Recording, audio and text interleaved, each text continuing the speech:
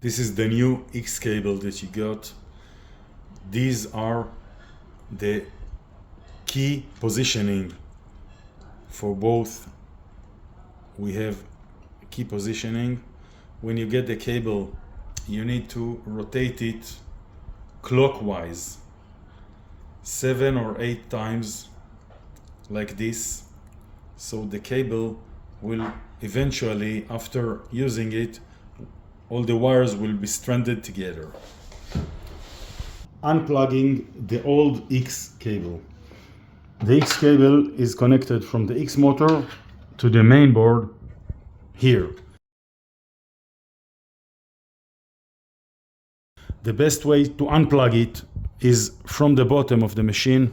I push my hand and unplug from the main board first.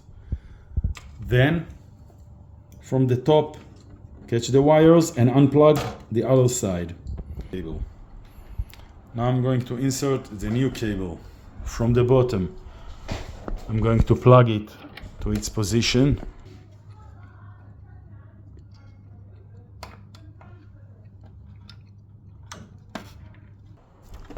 Firmly, and then I'm going to plug the other side.